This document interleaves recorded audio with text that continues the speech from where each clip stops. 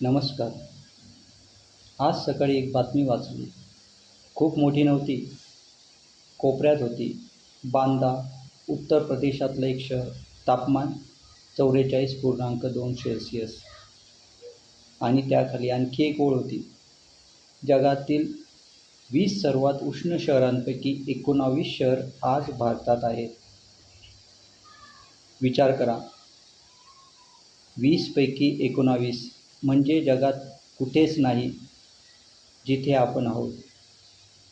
हे काही अभिमानाचं नाही आहे, हे काळजीचं आहे. चला थोडं नीट बघूया. भागल बिहार 44°, तालचेर ओडिसा 44°, आसनसोल पश्चिम बंगाल 44°, बेगूसराय, मोतीहारी, मुंगेर, भोजपूर, सिवान सगळे 43च्या जवळ. बांदा, सुलतानपूर, प्रयागराज, झाशी, हरदोई सगळ्यांचं तापमान 42 ते 44च्या दरम्यान. हे आकडे आहेत, पण आकड्यांच्या मागे माणसं असतात. विचार करा, 44° तापमानात रिक्षा चालवणारा माणूस, त्याच्या डोक्यावर सूर्य, हातात स्टेरिंग आणि घरी पोचेपर्यंत त्याला पाण्याची एक बाटलीही परवडत नाही. विचार करा, बांधकामाच्या साईटवर वीट उचलणारी ती बाई, तिच्या पाठीवर 20 किलो वजन आणि वर असलेल्या आकाशाचं वजन, ते मोजायला कुठलंच मशीन नाही.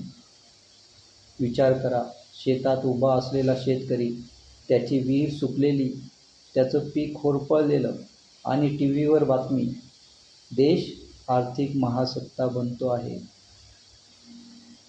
मी तुम्हाला एक प्रश्न विचारतो. लखनौमध्ये आज 42° तापमान आहे आणि त्याच लखनौमध्ये आज संध्याकाळी एक IPL सामना आहे. लखनौ सुपर जायंट्स विरुद्ध कोलकाता नाईट रायडर्स. स्टेडियममध्ये AC आहे, खेळाडूंना कूलिंग ब्रेक आहेत, प्रेक्षकांच्या हातात थंड पाणी आहे आणि स्टेडियमच्या बाहेर एक चहावाला आहे. त्याच्या तव्यावर आग आहे आणि त्याच्या डोक्यावर सूर्य आहे. तो स्टेडियममध्ये जाऊ शकत नाही, त्याच्याकडे तिकीट नाही, त्याच्याकडे AC नाही, त्याच्याकडे कूलिंग ब्रेक नाही. त्याच्याकडे फक्त एक गोष्ट आहे, त्याचा घाम. विचार करा, हा देश कुणासाठी थंड आहे आणि कुणासाठी जळतो आहे? हा प्रश्न हवामानाचा नाही आहे, हा प्रश्न असमानतेचा आहे. IMD भारतीय हवामान विभाग काल प्रेस रिलीज काढलं. उत्तर, पश्चिम आणि मध्य भारतात पुढील 3 दिवस उष्णतेची लाट, नंतर परिस्थिती सामान्य होईल. सामान्य होईल. पण माझा प्रश्न आहे, सामान्य म्हणजे काय?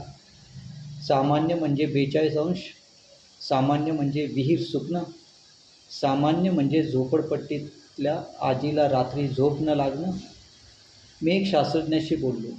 त्यांनी सांगितलं, हवामान बदलामुळे उन्हाळा लवकर येत आहे, जास्त वेळ राहत आहे आणि जास्त तीव्र होतो आहे. ही गोष्ट नवीन नाही.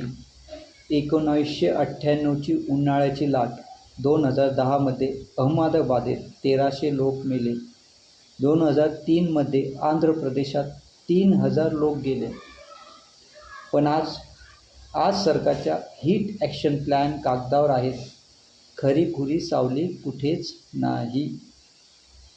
विचार करा, आपल्या शहरात किती बस स्टॉप्सला छप्पर आहे, किती चौकात पाण्याची सोय आहे, किती मजुरांना दुपारच्या वेळेस सावलीची हमी आहे?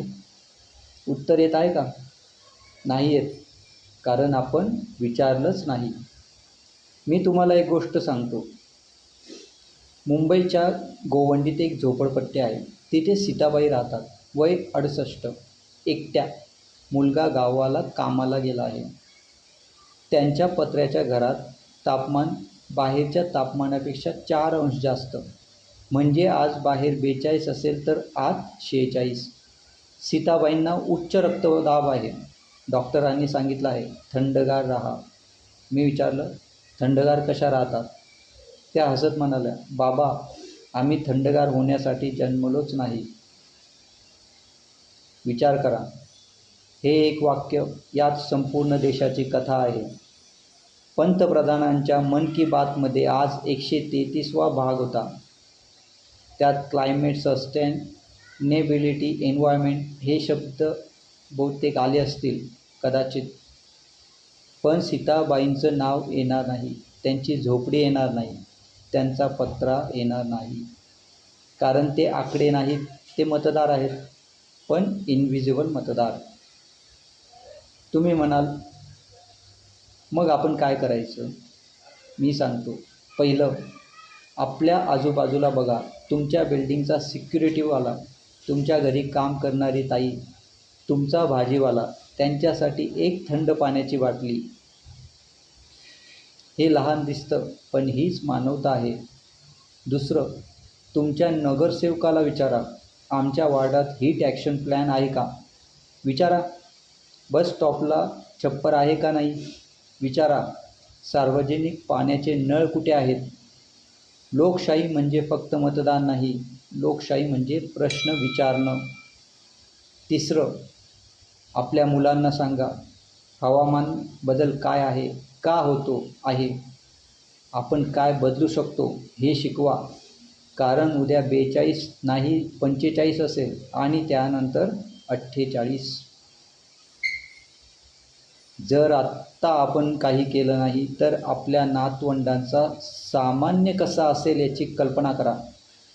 शेवटी एक गोष्ट, जपानमध्ये एक शब्द आहे, मोठं नाही, म्हणजे वाया घालवू नका. कुठलीच गोष्ट, पाणी, अन्न, वेळ, ऊर्जा. आपल्याकडे जुना मराठी शब्द आहे, जपून. जपून वाग, जपून बोल, जपून खा. आपण हा शब्द विसरत चाललो आहोत. ACच्या सेटिंग 16वर ठेवतो, नळ चालू ठेवून दात घासतो, प्लॅस्टिकची बाटली एकदा वापरून फेकून देतो आणि मग आश्चर्य करतो, उन्हाळा एवढा का तीव्र झाला? उन्हाळा तीव्र झालेला नाही, आपण असंवेदनशील झालो आहोत. आज इतकंच. जर ही गोष्ट तुम्हाला विचार करायला लावली तर खाली कॉमेंटमध्ये एकच शब्द लिहा, जपून. मला कळेल, एक तरी माणूस आज विचार करतो आहे. भेटूया परत एक नवीन गोष्टीसह, एक नवीन प्रश्नासह. नमस्कार.